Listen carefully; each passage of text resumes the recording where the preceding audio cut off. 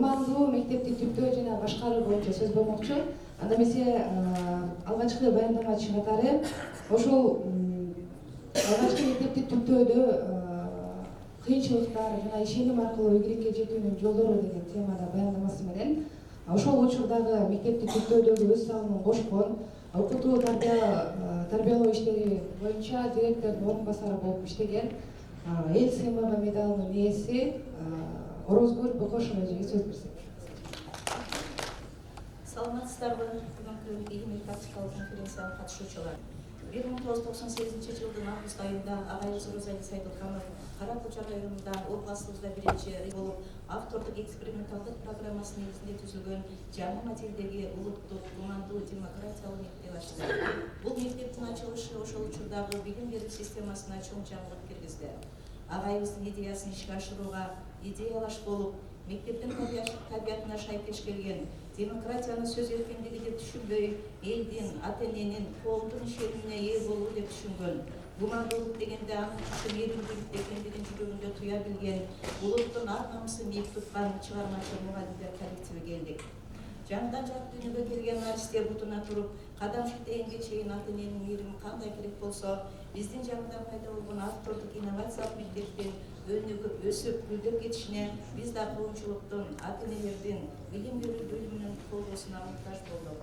Ар бир мугалим өзүнө берилген кварталдык бөлүктөгү ата энелер менен тыгыз байланышып, кумандуу мектептин ачылышындагы максаттарыбызды, милдеттерибизди түшүндүрүп, качан гана ата эне, мугалим бири-бири менен ажырагыс байланышта, биримдикте болгондо гана мектеп максатына жетерине ишеним бердик.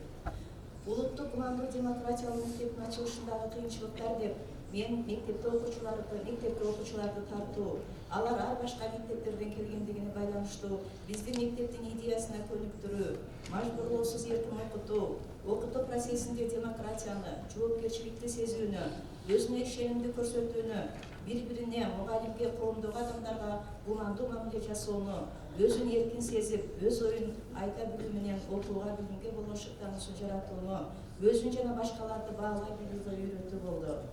Ал эми ал мезгилдеги авторитардык жана таанытуу стилинде башкаруу, указ, буйрук, инструкция менен иштеп келген мугалимдерибиз мектептин затына жарашкан демократиялык стилди тандашып, балдардын оюн угуу, алар кандай болсо ошондой сүйө билүү, түшүнүгүн сыйлоо, урматтоо, окууда жана чыгармачылык иштерде демилгесин колдоо, мугалим катары кеңеш берүү, мактоо идеялары менен иштөөгө кириштик.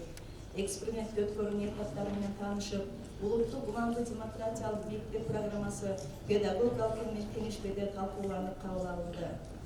Кумандуу мектеп бул кызматташтык, өнүгүү, кумандаштыруу жана балага инсан катары мамиле жасоонун мектеби. Мектептеги негизги баалуулуктар мектепте улуттун жүзүнүн болушу, кумандуу мамиле, демократиялык маданият, көп тилди, анын ичинде англис тилин тереңдетип үйрөнүү болуп саналды.